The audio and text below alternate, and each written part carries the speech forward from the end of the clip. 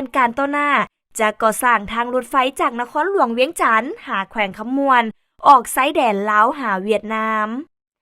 วันที่ 4 พฤศจิกายน 2025 ที่ห้องว่าการปกครองแขวงคำมวนท่านเล็กไหลศรีวิไลรัฐมนตรีกระทรวงโยธาธิการและขนส่งพร้อมคณะได้เข้าพบปะกับท่านวันไซพ้องสวรรค์เจ้าแขวงคำมวนในโอกาสมาเฮ็ดเวียกอยู่แขวงคำมวนโอกาสนี้ท่านเล็กไหลศรีวิไลได้ลงติดตามและสุกยู่เวียกงานโยธาธิการและขนส่งภายในแขวงคำมวนพร้อมพบปะโอ้ล้มแผนพัฒนาแขนงโยธาธิการและขนส่งในต่อหน้า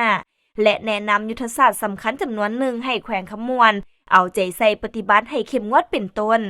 1. จะมีการพัฒนาและก่อสร้างทางรถไฟจากนครหลวงเวียงจันทน์มาแขวงคำมวนและจากแขวงคำมวนไปไซแดนลาวหาเวียดนาม 2. ยกระดับเส้นทางเลข 13 ไตเส้นทางเลขที่ 12ระยะทาง147 กิโลเมตรที่ออกไปไซแดนเวียดนาม 3. โครงการคลองระบายน้ำของโครงการพัฒนาตัวเมืองตามแนวทางอนุพักษ์พื้นแม่น้ำของ4ตัวเมืองท่าแขกและบรรหาอื่นๆที่มีความสนใจร่วมกันการลงเคลื่อนไหวครั้งนี้คณะนำกระทรวงโยธาธิการและขนส่งได้เยี่ยมยามแผนกโยธาธิการและขนส่งแขวง